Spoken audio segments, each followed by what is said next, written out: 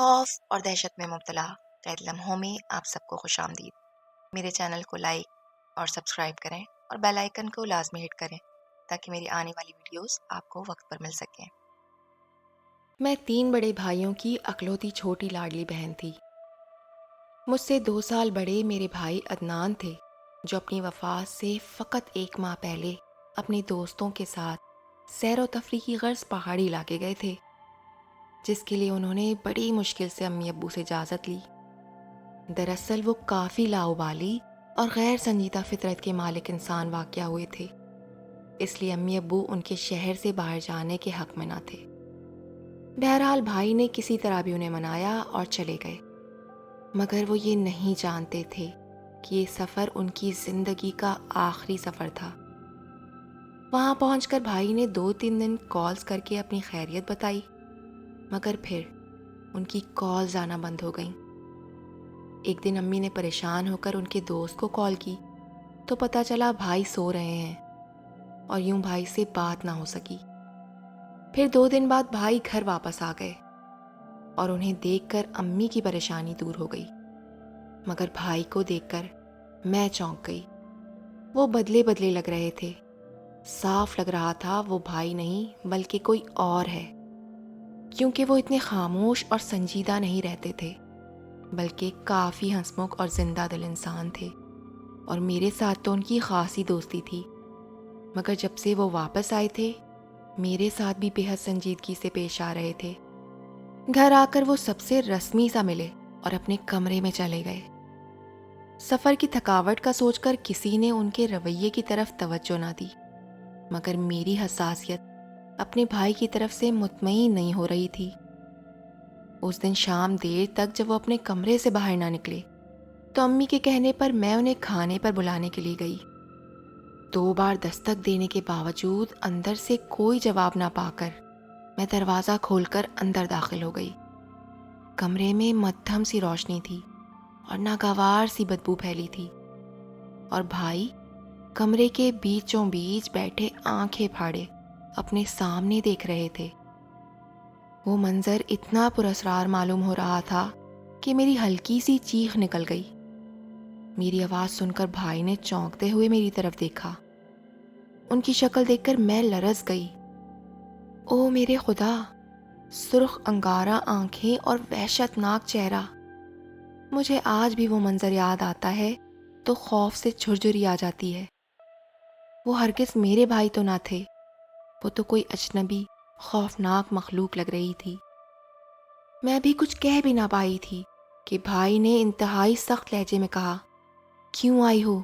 جاؤ یہاں سے، اور خبردار جو آئندہ میرے کمرے میں قدم بھی رکھا۔ اور میں جو پہلے ہی شدید خوفزدہ تھی، الٹے قدموں دوڑتے ہوئے کمرے سے نکل گئی۔ امی نے میری گھبرائی ہوئی صورت دیکھی تو پوچھا کیا ہوا اور بھائی کہاں ہے؟ امی پریشان نہ ہوں اس لیے میں نے جھوٹ بول دیا کہ وہ سو رہے ہیں اور خاموشی سے اپنے کمرے میں آ گئی۔ میرا دل زور زور سے دھڑک رہا تھا۔ بھائی کی خوفناک آنکھیں مجھے بار بار یاد آ رہی تھیں، اور پھر اس دن کے بعد سے گھر میں وہ واقعات ہونے لگے جس کا ہم تصور بھی نہیں کر سکتے تھے۔ بھائی گھر والوں سے بیزار رہنے لگے تھے، انہیں کھانے پینے کا ہوش بھی نہیں رہتا تھا، جبکہ انہوں نے جاب پر جانا تک چھوڑ دیا تھا، جس کی وجہ سے ابو بہت غصہ کرتے تھے۔ ابو کے مطابق بھائی پاگل پن کا ڈرامہ کر رہے تھے اور کام سے بچنا چاہتے تھے۔ اسی وجہ سے ابو اور بھائی کا ہر وقت جھگڑا رہنے لگا تھا۔ ابو کسی صورت ماننے کو تیار ہی نہ تھے کہ بھائی کو کسی مشکل یا بیماری کا سامنا بھی ہو سکتا ہے۔ گھر کا ماحول خراب ہونے لگا تھا۔ پھر بڑے بھائی انہیں لے کر ذہنی امراض کے ڈاکٹر کے پاس گئے اور ڈاکٹر نے چند دوائیاں دے کر انہیں فارغ کر دیا۔ دوائیوں کا بھی بھائی پر کوئی اثر نہ ہوا، بلکہ ان کی حالت مزید خراب ہوتی چلی گئی۔ نہ وہ کسی سے بات کرتے، یہاں تک کہ نہ وہ نہاتے اور نہ ہی کپڑے چینج کرتے۔ امی اور میں بہت فکر مند ہو رہے تھے۔ پھر کسی کے مشورے پر امی بھائی کو لے کر کسی اللہ والے کے پاس چلی گئیں، اور جب واپس آئیں تو خاصی خوفزدہ تھیں، کیونکہ تمام راستے بھائی نے انہیں بہت پریشان کیا۔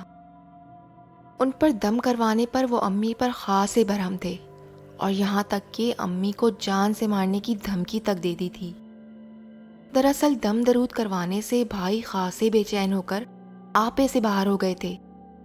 امی نے بتایا کہ مولانا صاحب کے مطابق بھائی پر کسی آسیبی مخلوق کا قبضہ ہو گیا ہے اور وہ انہیں مارنا چاہتی ہے، اس لیے ہمیں محتاط رہنا پڑے گا۔ امی تو یہ سب بتا کر دھاڑے مار مار کر رونے لگیں، جبکہ ہم سب بھی خاصے پریشان ہو گئے تھے۔ اور بھائی نے مولانا صاحب کا دم کیا ہوا پانی بھی ہاتھ مار کر گرا دیا تھا۔ پھر ایک دن بھائی کے دوست ان سے ملنے آئے۔ بھائی کمرے میں موجود تھے، مگر انہوں نے ان سے ملنے سے انکار کر دیا۔ امی نے بھائی کے دوست کو تمام صورتحال بتائی۔ تب بھائی کے دوست نے انکشاف کیا۔ انہوں نے بتایا کہ جب وہ لوگ گھومنے پھرنے گئے تھے تب ایک شام مغرب کا وقت تھا۔ سب دوست نماز پڑھنے لگے، مگر بھائی چونکہ نماز کی پابندی نہ کرتے تھے سو وہ ایک درخت کے نیچے بیٹھ گئے۔ پھر جب بھائی کے تمام دوست ان کے پاس گئے تو وہ پراسرار انداز میں خاموشی سے کھڑے درخت کے اوپر دیکھ رہے تھے۔ پھر نہ جانے کیا بات ہوئی کہ انہوں نے ایک زوردار چیخ ماری اور بے ہوش ہو گئے۔ بمشکل سب نے انہیں ہوش دلایا، مگر پھر اس کے بعد وہ خاموش اور گمسم رہنے لگے۔ بھائی کے دوست یہ باتیں بتا کر چلے گئے، مگر ہم مزید پریشانی میں گھر گئے۔ بھائی گھر میں امی یا مجھے نماز یا تسبیح پڑھتے دیکھتے تو بھڑک اٹھتے اور مرنے مارنے پر تل جاتے۔ میری ایک دوست کی امی روحانی علوم کے بارے میں خاصی سمجھ بوجھ رکھتی تھیں۔ میں نے انہیں بھائی کی حالت بتائی۔ انہوں نے حساب لگا کر بتایا کہ بھائی پر کسی مخلوق کا اثر ہو گیا ہے جو ہم گھر والوں کی مداخلت پسند نہیں کر رہی، اس لیے بھائی کو ان کے حال پر چھوڑ دیا جائے، اور ان کے مطابق صورتحال بہتر ہونے کے امکان نہ ہونے کے برابر ہیں۔ انہوں نے کہا، دراصل اس دنیا میں جن و انس کے علاوہ بھی بے شمار مخلوقات ایسی ہیں جو ہماری نظروں سے اوجھل ہیں مگر ہمارے ارد گرد موجود ہیں۔ بعض اوقات گندی اور سفلی طاقتیں انسان کی نماز اور دیگر عبادتوں سے دوری کا فائدہ اٹھا کر اس پر حاوی ہو جاتی ہیں اور انسان اپنے ہوش و حواس سے بے گانہ ہو جاتا ہے۔ بھائی کی حالت بھی روز بروز بگڑتی جا رہی تھی۔ امی اور میں نماز اور وظائف باقاعدگی سے کر رہے تھے، اور میں نے نوٹس کیا تھا ہم جتنا وظائف اور نمازوں کا اہتمام کرتے بھائی اتنی ہی شدت سے بے قابو ہو جاتے، اور اب تو ابو کو بھی معاملے کی سنگینی کا یقین آ گیا تھا اور اپنے طور پر وہ کسی اچھے علم والے انسان کو ڈھونڈنے لگے تھے۔